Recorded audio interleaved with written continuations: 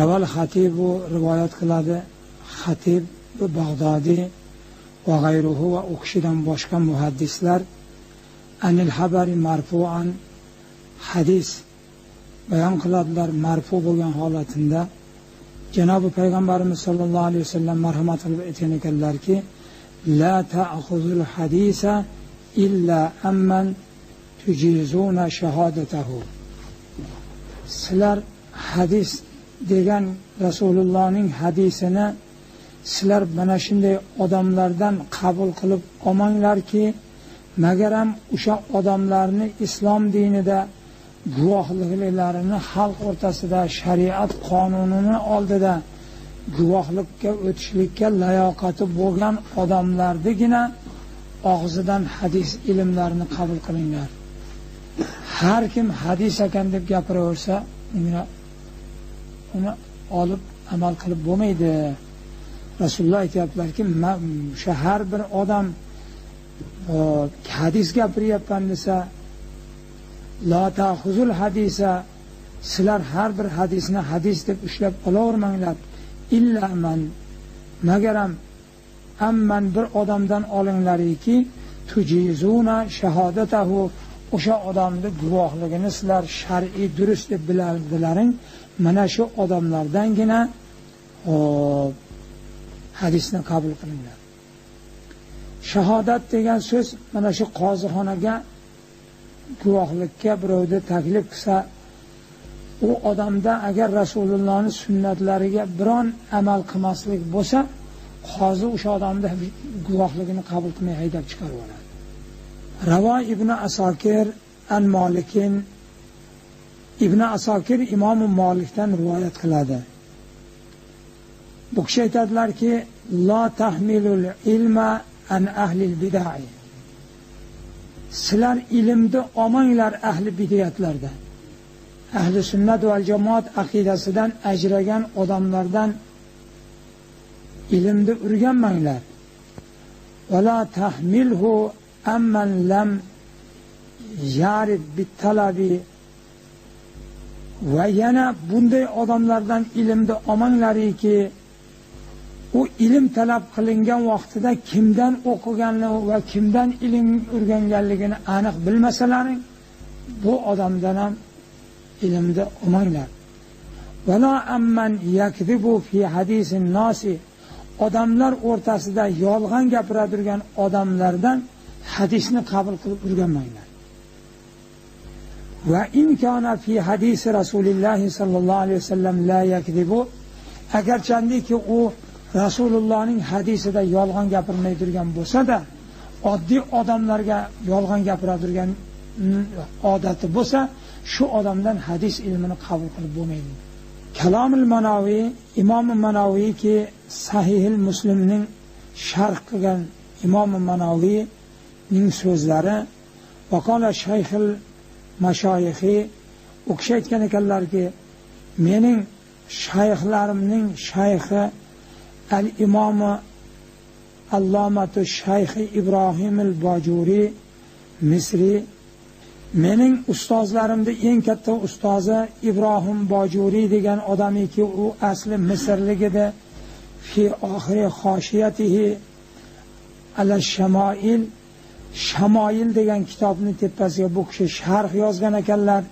O'sha yozgan sharhlarida kitobda keltirgan ekan, inda qavlihi, o'zlarining mana shu qavllarini oldida fanzuru amman ta'khuzuna dinakum, hoy odamlar, sizlar kimdan ilmni o'rganyapsizlar? Bu o'rganay turgan ilmlaring sizlarni dinlaringdir. Bu dinlaringni kimdan o'rganyapsizlar? E'tibor beringlar. Ay ta'ammilu amman tarvuna dinakum, sizlar o'z dinlaringni kimdan rivoyat qilay turganliklaringni ta'ammul qilib o'ylab ko'ringlar. Fala tarvuhu illa amman tahaqqaqtum ahliyatahu, sizlar hadis ilmini falonchi aytdi deb bayon qilmanglar, magaram o'sha odamdaniki uning shu hadis ilmiga adolatlik va qobiliyatligi bo'lgan odamlariki hadis ilmini o'rganishlik uchun shariatimizni ko'rsatib qo'ygan qonun sharoitlariga to'la to'kis rioya qilgan odam bo'lsa, mana shundangina ilmni olinglar. Bizda hozir ko'p xatoga yo'l qo'yishlik bor. Bolalarimizning bemazhab odamlarni qo'liga olib borib berib aytyapmizki, ilmini o'rganib olaversa bo'ldi. Axir bu bola ertaga shu ilmga amal qiladi. Bu ilm shu bolaning dini diyonati bo'ladi. Dini diyonatidagi asosiy qo'llanmasi bo'ladi. Shuning uchun ertagalik kunda Parvardigorning oldida maqbul va manzur bo'ladigan ibodatiga sabab bo'ladigan bu ilmni albatta gumroh bo'lmagan, shariatning diniga xiyonat qilmagan, yolg'on gapirmagan odamlardangina ilmni o'rganish kerak deb aytayapti. Bi an yakuna minal aduli siqati. Hadis bayon qilay turgan odam avvalo adolatlik, e'timodlik, muttaqin, parhezgor kishilar bo'lishligi kerak. Va fi rivoyati Daylamining rivoyatlarida An ibn Umar radhiyallohu anhuma, Xudo rozi bo'lsin, bu ota bola ikkovlaridan marfuan, bu hadis marfu bo'lgan holatida u kishi aytgan ekanlarki, al ilmu dinun. Bu sizlarni o'rganay turgan ilmlaring bu sizlarni dinlaringdir. Va salatu dinun, sizlarni o'qiy turgan namozlaring sizlarni dinlaringdir. To'nqayib engashib qo'ysam bo'ldi deb ketavermanglar. Bu o'qiy turgan ibodatlaring Allohning oldidagi sizlarni ertagalik savob oladigan dinlaring bu. Bu Allohning dargohiga manzur qilib o'qiyalsalaring olasizlar bu savobni. Fanzuru amman ta'khuzuna hazal ilma. Bu ilmni sizlar kimdan olay turganliklaringni yaxshi bilib olinglar. Va kayfa tusalluna haza salata. O'qiy turgan namozlaringni qanaqangi qilib o'qiyapsizlar? Kimda arkasida o'qiyapsizlar? Andisha qilinglar. Fa innakum tusaluna yawmal qiyamati. Ertaga o'qigan namozlaringdan Alloh taoloning oldida hisob kitob qilinasizlar. Bu o'qigan namozlaring engashib to'nqayib qo'ydim bo'ldi deb ketaverishlik bilan qutulmaysizlar. Ertaga bu namozni qanaqa qilib ado qildilaringmi? Kim uchun o'qidilaringmi? Namozlaringda kimni hurmat qildilaringmi? O'shani Alloh taoloning oldida savol javobga sizlar javob berasizlar. Demak, namozni qaysi bir burchakda bir mubtadi bitta qo'lini qallasidan ko'tarsa, bittasi masalan yelkasiga ko'tarsa, o'shani ko'rib oliblar, shunaqa qilaman ekan deb ketavermanglar axir.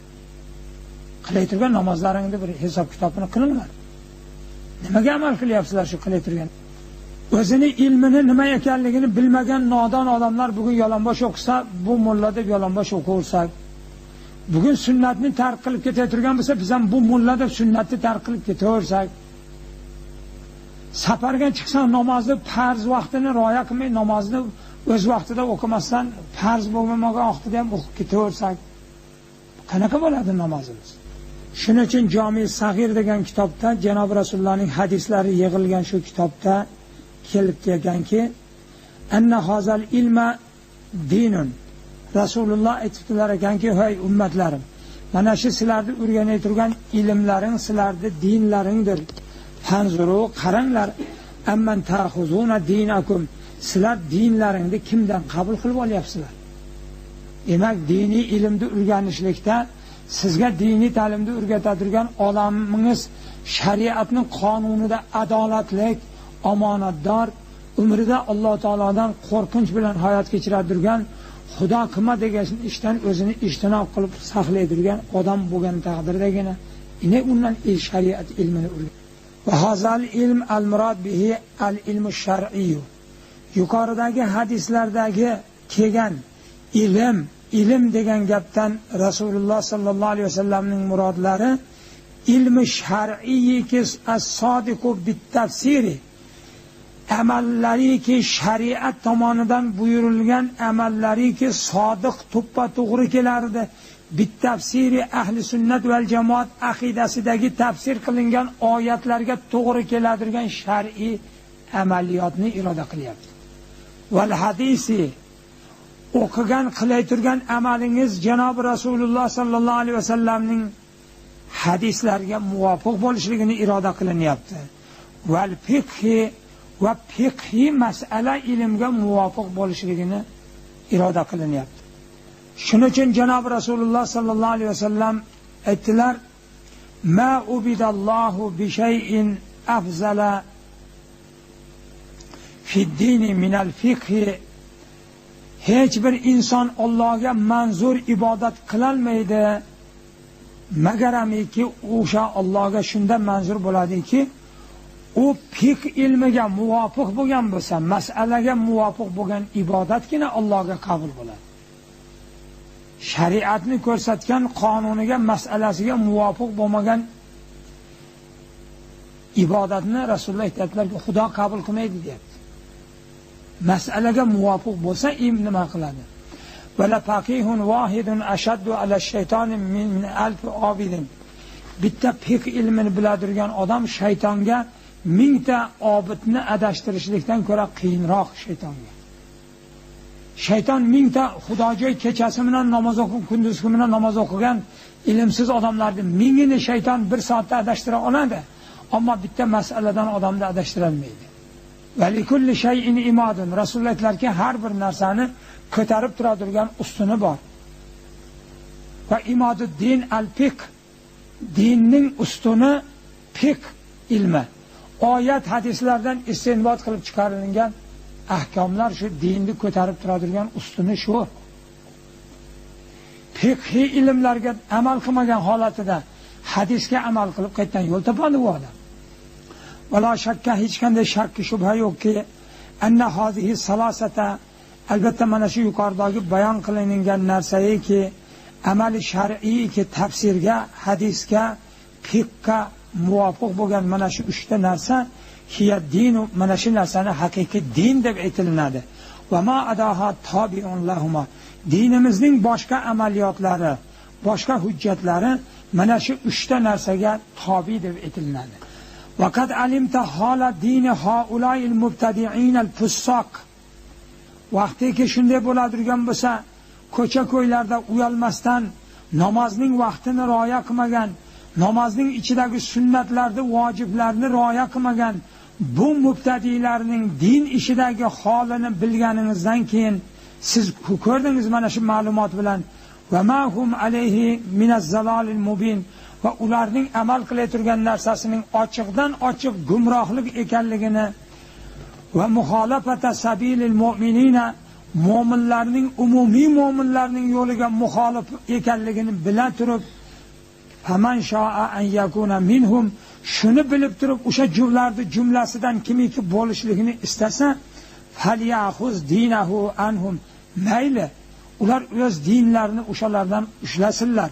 Va man sha'a an yaslima dinahu, har kimiki xolasa o'zini dinini salomat bo'lishligini va aqidasini salomat bo'lishligini istasa, shakki shubhadan va irtiyob ikkilanishlikdan dinini, iymonini saqlayman desa, va muxolafata ma alayhil muslimun, musulmonlarga muxolif bo'lishlikdan o'zimni dinimni saqlayman desa, min ahlil mazohibil arba'ati fi soiril asari, boshqa asrlardagi, boshqa zamonalardagi o'tgan to'ralar mazhablardan bittasiga muvofiq amal qilaman.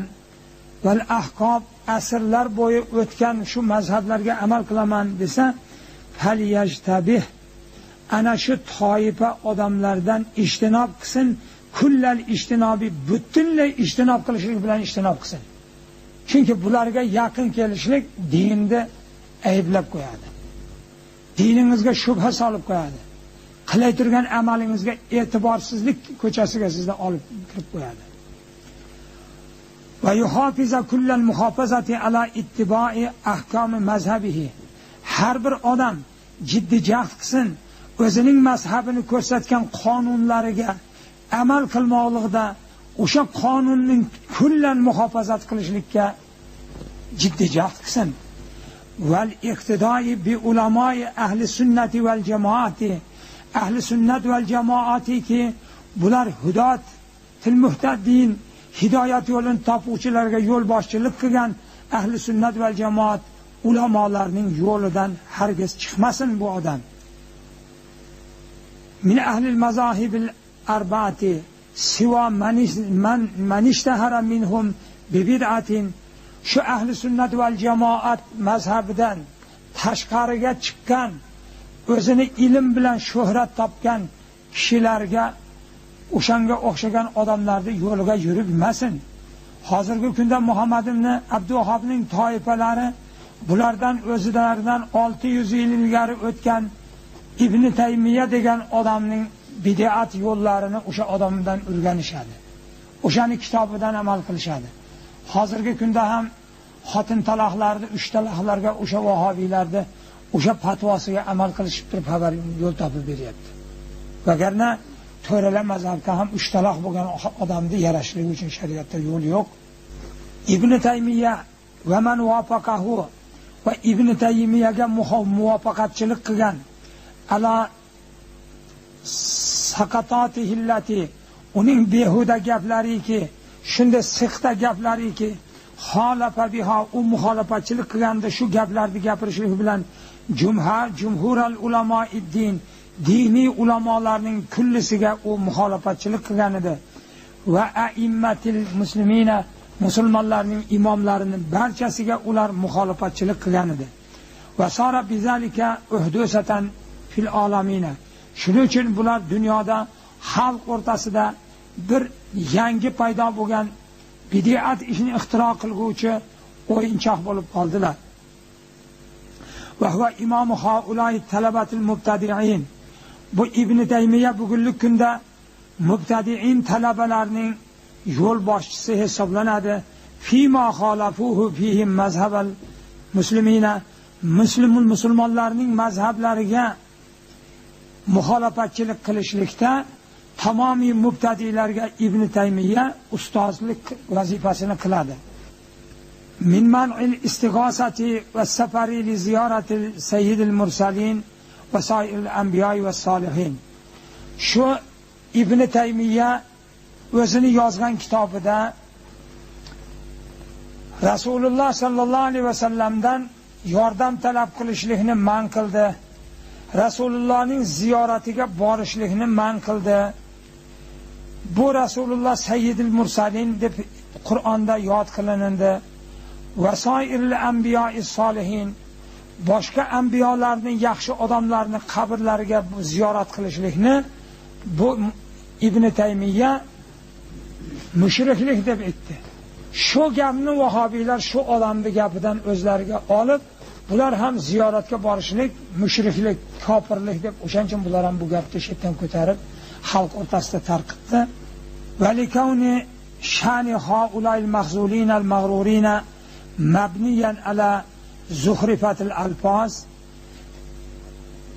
bu Allohning oldida rasvogarchilikka uchragan bu toifaning qiladirgan ishlari aldaningan, bularning yo'llari asosan qurilgandir. Alfozi zuhrufa, gaplariki juda chiroylik, o'tda bir oddiy zanglaydirgan temirning ustidan yo alibastir ustidan tillo suvini yugurtirib, shu yerga aynan tilloni qoplab qo'yganga o'xshagan qilib ko'rsatadi. O'shaning uchun halindaqangi yomon yo'ldagi yurgan odamlarni dam uni mushtahid, dam g'ozi va dam shahid qilib, ularga mana shunaqangi qalbaki gaplar bilan uni o'ziga tobi qilishadi. Va tazahur bi anna maqsudahum nusratud dini, go'yoki o'zlarining shu ko'rinishlarida bularning birdan bir maqsadlari, bu yo'l bilan yo'lanishlikdan maqsadlari dinga nusrat bermoqlik va hidoyatul ummati, ummatning to'g'ri yo'lga boshlatan g'omizatan, bir ma'nosini birov tushunmay turgan ba'zi iboratlarni gapirishadi. Lisofiyatin fayushanni'una alayhi, mana shu gapni gapirib turib o'sha gap ilmli egalarini ayblaydilar. Va ala sair sufiyati ma'hu, o'sha bilan zamondosh bo'lgan so'pilarni ham, ahli tariqatdagi eshonlarni etagini ushab ahli tariqatga kirganlarni ham haqorat qilishadi. Va yarg'una fi ahadit tafasiri hadisan mavzu'an, ba'zi hadis mufassirlarni tafsir qilgan tafsirini davomida ba'zi mavzu hadislar topiladi. Lekin ibratlik, foydali. Mufassirlar odamlarning tabiatidagi o'sha narsani foydaga bir narsaga dinga e'tibor bilan qarasin deb o'sha mavzu bir hadisni bir yerda keltiradiki, undan bir foyda chiqaraman deb. Shunaqangi mavzu hadisni ko'rib qolgidek bo'lsa, shu bitta mavzu hadisning arkasidan bu to'g'ri tafsir qilingan umumiy tafsirda bular ayblashlikka turishadi. O qissatan isroiliyatan ya Bani Isroilga qarashlik bironta qissani gapirsa, fayushayniuna ala zalikal mufassiri, o'sha mufassirni ayblaydi va soir mufassirni boshqa mufassirlar va hokazo amaluhum fi jami' tavoifi. Mana shunga o'xshagandir bularning qila turgan amallari fi jami' tavoifi. Qaysi tarafda bo'lsa asosan ishlari shu. Misrda ham shu, vahobiylarning ishi shu. Shu yerda ham shu, Toshkentda ham shu yerda shunga o'xshagan. Dunyoning qaysi chekkasida shu bo'lsa, shu xususiyatlari bir xil. Millatlari, odatlari boshqa xil bo'lsa-da, hammasining mohiyati bir xil. Harakatda nima qilib boradi. Diniy ulamolarning hammasiga ham shu xil tariqada adovat toshini otishadilar. Va minat taajjubi bir taajjubli ishiki annahu yujadu minhum jamoatun fi kasir minal biladi islomiyati. Bulardan hamma islom davlatlarida hammasini ichida ham topiladi. Hozirgi kunda biron davlat yo'qki, vahobiy u yerda aralashmagan davlat yo'q. Hamma yerda bor. Ka'anna shaytona nafasa fi qulubihim hazihi zalalati va tarahati fi anin wahidin. Taajjubli qilaydirgan joyi shuki, shayton bularning diliga har yerda, har uzoq shaharlarda bo'lsa-da, hammasini diliga kumrohlik o'zini shayton nafasini hammasini diliga kuf deb hammasiga baravar uradi. O'sha shaytonning uf degan puflavi bularning diliga yetganda, unisi o'sha Misrdan turib shu bid'atni ko'tarib chiqsa, bunisi shayton turib ko'taradi. Yana Urdunda bittasi ko'taradi. Mana shunaqa qiladi. Hammasi barobar harakat qiladi. Vasarat axbaru ba'zihim tattasilu bi ba'zin. Boshqa shahardagi vahobiylarning xabarlari boshqa yerdagi shahardagi vahobiylarga muttasil bog'lanib turadi. Bihaysu annahum yantasiru ba'zuhum li ba'zin alal bodi. Agarchandiki bir-birlariga uzoq bo'lsalar-da, bir-birlariga ionat qilib madad qo'llarini doimo cho'zib turishadi. Ka'annahum ahlu mazhabin. Go'yoki bir haq mazhabdagi yurgan odamlarga o'xshaydi bular. Wala mazhaba fil haqiqati. Haqiqatda bularga hech qanday mazhab yo'q. Balhum masalul bahoimi soimati. Sahroga qo'yib yuborilgan 4 oyoq bilan yuradigan hayvonning monandida dinda amal qilish. Ana otlarni qo'yib yuboradi, odamlar tuyalarni qo'yib yuboradi. Bugun mana yerda o'tlasa bir soatdan keyin naqa borib o'tlaydi. Yana qarasangiz boshqa yoqqa o'tib ketadi. Yana qarasangiz boshqa yoqqa o'tib ketadi. Chunki oyog'ida arqoni yo'q, bo'ynida baylab qo'yilgan nimasi yo'q. Qaqib ketsa ketaveradi. Bular ham ana shu dindagi amaliyotda mana shu hayvonlar qanday o'tlasa, bular ham mana shu tariqada dinda o'tlaydilar. Va aksaruhum juhalun zollun. Ko'pi ilmsiz, gumroh. Tarikuna lis-salati val ibodati. G'oliban namozni va ibodatlarni tark qilishadi. G'orikuna bi anva'il fasodati. Fasod ishlarni anvoyiga kallalarini tiqadilar. Dinuhum kalamun fi kalamin. Qiladirgan ishlari gap ustiga gap xolos. Quruq gapdan boshqa hech balo yo'q. Va yaqinuhum murakkabun minash shukuki. Dinni haqiqatni topdik deb amal qilishadi. Amal qilayotgan masalalari hammasi shakdan tuzilgan. U mazhabdan bitta shak bilan bitta masalani ushagan, bu mazhabdan bir shak bilan bitta masalani ushagan, unisidan mashna qilib, umumiy yig'inda amali o'zi har bir mazhabdagi mashkuk qonunlarni o'zlariga yig'ishgan. Val avham, vahm, quruq vahma gaplardi. kullu wahidin minhum yaz'amu fi nafsihi annahu imamun. O'shanday nodonlik bilan har bittasi o'zini islom dinidagi Imom Azamday, Imom Shofiyday imomman deb o'zini aqida qiladi. Haqiqatda men bilaman deb aytadi. La yahtaju ila tahlid ahadin min a'immatil islam. Bu islom dinidagi bu diniy peshvolarni birontasiga taqlid qilib ergashishlikka hojatim yo'q deb aytadi. Va zallatihimil manshudati va talabuhumul maqsudati mas'alatun yushawwishuna biha afkara avamil muslimina. Bularning zalolatlari manshudatun juda mustahkamlangan. Bularning maqsadlari maqsudatun o'zlarining o'rtalarida qasd qilingan. U ham bo'lsa ba'zi masalalariki tashvishga soladi, iltiboslik qiladi. Shu va nima shu masalalar bilan afkara avomil muslimin, umumiy ilmdan uzoq bo'lgan avom odamlarni shubhaga soladi.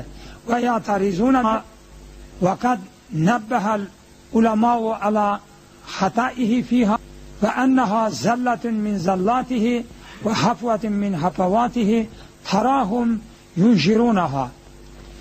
Agar ahli sunnat val jamoat aqidasidagi biron ulamoni biron masalada oyog'i tayilib xatoga ketgan bo'lsa, boshqa ulamolar shuning xatosiga ogohlantirish bergan bo'lsa, uning xatosini diniy kitoblarda bayon qilingan bo'lsa, va annaha zallatun min zallatihi, shu odamda xatoga ayalig'ini tayilishliklardan bir tayilish bo'pti shetda deb aytilsa, uning qoqinishliklardan bir qoqinish bo'ldi diniy yo'lda deb aytilgan bo'lsa, tarahum, bular mana shunday masalalarni ko'rib qolsa, ko'rasizki, yunshiruna ham mana shunday masalani xalq o'rtasida gazetalarda, jurnallarda tarqatadilar. Va yasununa ala zalikal olimi g'oyatat sanoi, haligi gumroh bo'lgan odamni, tuzatgan odamni malomat qilib, buzilgan odamni maqtashga turadi. Haq yo'lda u topgan edi. Bular uni ayblagan, ko'ralmagan. Mana shunaqa tabiatlarda kash tabiatlik paydo bo'ladi. Min jihatillati sammahu bihal ulamoa. Bu nima uchun adashgan odamni, tuzatgan ulamolarni nima uchun yomonlaydi-yu, adashganni yaxshilaydi desa, shuning vositasi bilan umumiy ahli sunnat val jamoat ulamolarni bular xolagan toshi bilan otishlik kerak o'shani. O'shaning uchun o'sha buzuq adashgan odamni xatosini haq deb qo'llab, bu yoqdagi xatoni topib gapgan odamlarni ayblashadi. O'shaning uchun o'shanaqangi misol uchun toifalardan bittasi mana shu Ibn Taymiya degan olim ahli sunnat va jamoat aqidasiga muxolif aqidalarni gapirishlikda adashdi. Dunyo ulamolari hammasi buni adashding deb bo'yniga xatosini isbot qildi. Bugungi kunda o'sha Ibn Taymiyani bular boshini, agar hozir o'ligini suyagini topsa boshini yalab o'pishadi. Haq gapni bu topgan. Bu ulamolar adashgan hammasi. Haq gapni bular ko'rolmasdan bunga noto'g'ri nima qilgan deb o'shancha dunyodagi olimni hammasini ayblaydi, o'sha bittani boshini yalaydi. Na odatlari shunaqa. Va min zalika ma waqa lil imom Ibn Taymiya, masalan shunaqangi masalalardan bitta masala imom Ibn Taymiya uchun voqi bo'ldi. Har narsa bo'lsa ham o'tib ketdi, xatosini Xudo kechirsin, Xudo misol uchun o'zi afv qilsin u odamdan shu xatolarini. Minal masailillati, bir masalalarda u kishi bayon qildiki, zog'a biha anis savob, u kishi shu masalalarni bayon qilishlikda to'g'ri yo'ldan adashdi. Va dakhala ila lawmatil ulamoi, ulamolarning malomatiga dohil bo'ldi. Bi sababiha, o'sha masalalarning sababidan. Min kulli bobin, hamma darvoza tarafidan ulamolar bu odamni malomat qildi, Ibn Taymiyani. Xalq o'rtasiga gumrohlikni yoyding deb aybladi. Fataraha ulaiz tug'am. Ko'rasiz mana shu adashgan gumroh mana shu toifalarni harisina ala nashriha. O'sha Ibn Taymiyani adashgan masalasini xalqning ichida tarqatishlikka juda ham harislar bular. O'rnini qilsa shuni tarqatsa, g'oyatal hirsi, o'ta ketgan hirs bilan. فَيَجْتَهِدُونَ لِلْحُصُولِ عَلَى الْكُتُبِ الَّتِي اِشْتَمَلَتْ عَلَيْهَا مِنَ أَقَاصِي الْبِلَادِ. Bu buzuq aqidalarni shaharlarning eng chekkasidagi bo'lgan odamlarga yetkazdirib berishlik uchun aloqasi bor kitoblarni ichiga yozadilar. Va yattabi'unaha va yunshirunaha li izlalil ibadi.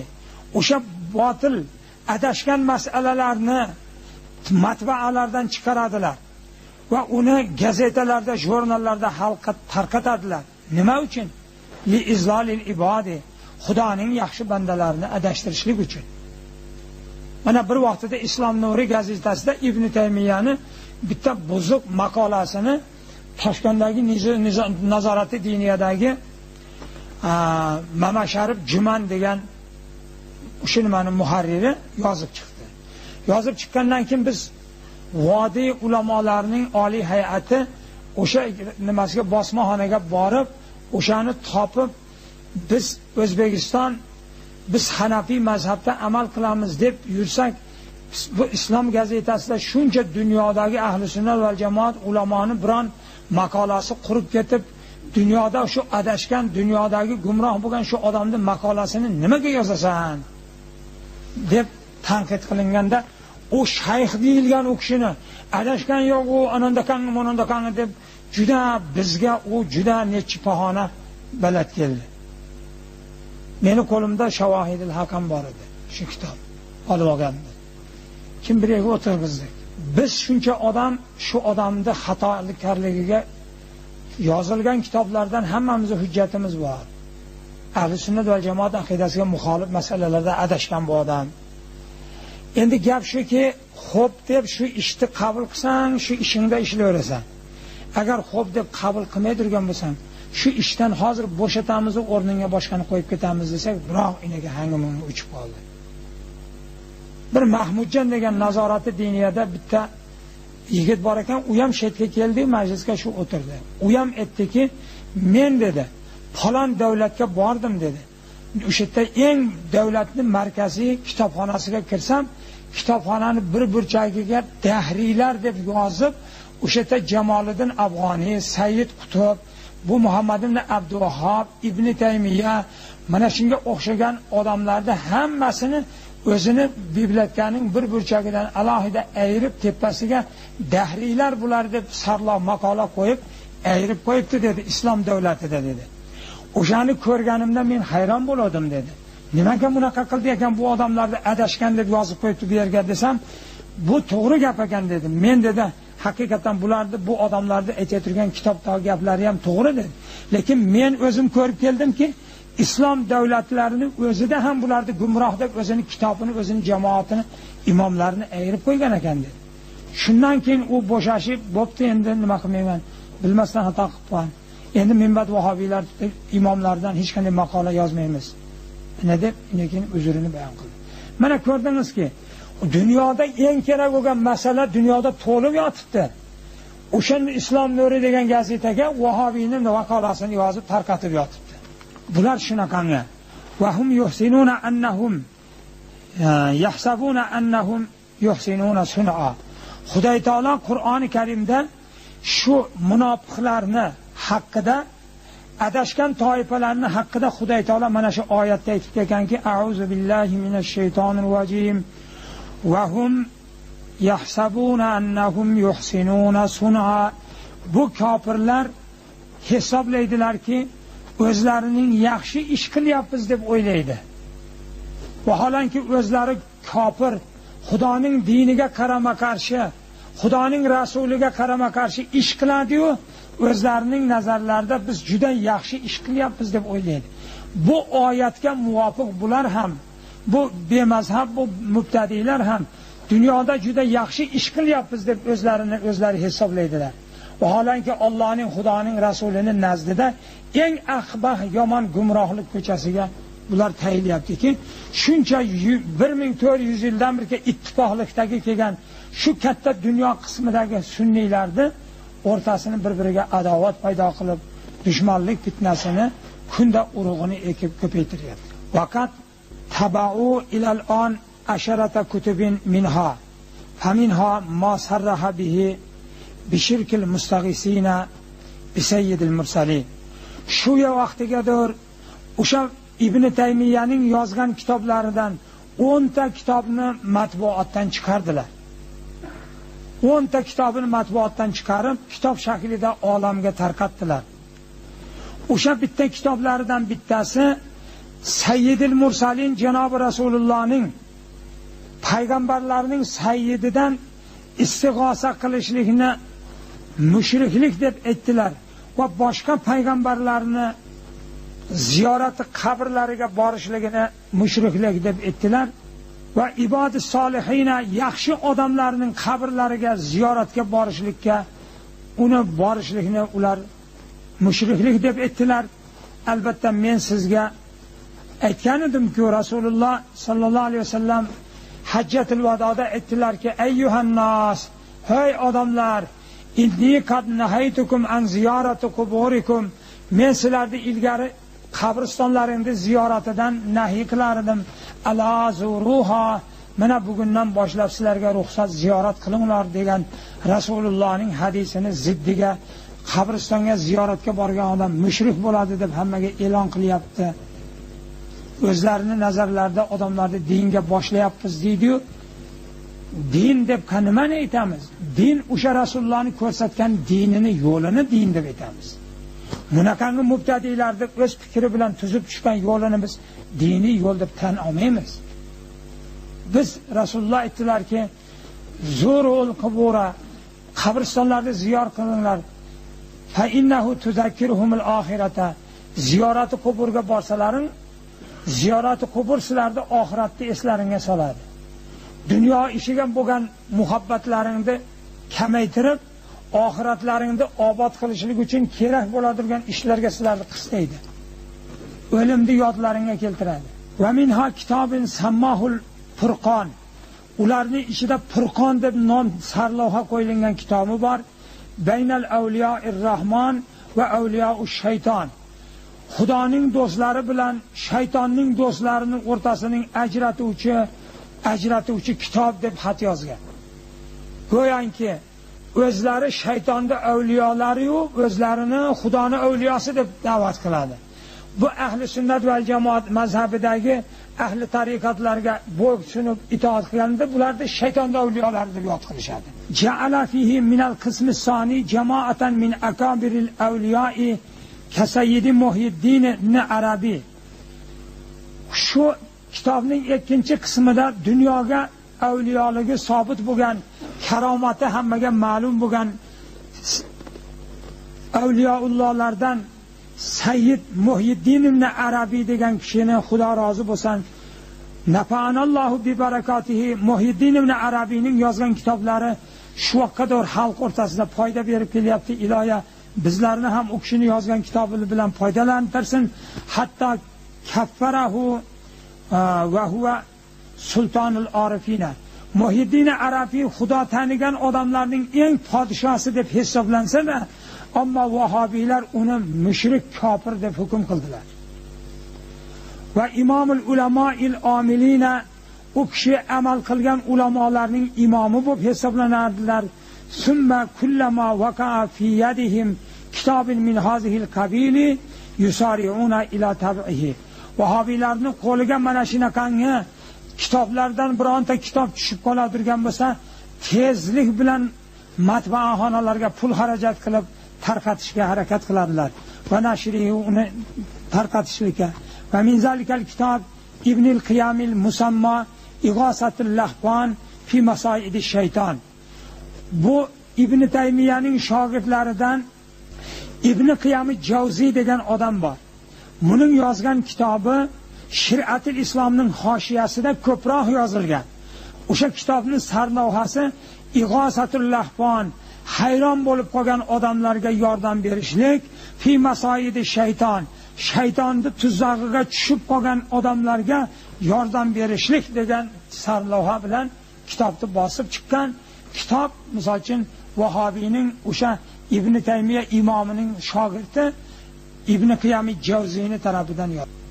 O'sha bu nimani Shir'atul Islomni yozgan odam Xorazmdagi o'tgan Tafsiri Kabirning musanniflari Fahriddin Roziy tarafidan yozilgan. Uni hamma suyib o'qiydi, hamma unga amal qiladi. O'shaning uchun o'sha risolani xalqning mo'tabar sevimli kitobini hoshiyasiga yozib chiqqan. Xohlasan, xohlamasang o'qiysan-da baribir. Ana hozirgi kunda shu kitobni hoshiyasiga shu narsani bitishib yozishib chiqishgan. Tubi'a fihi shayxuhu Ibn Taymiya ala zallatihi.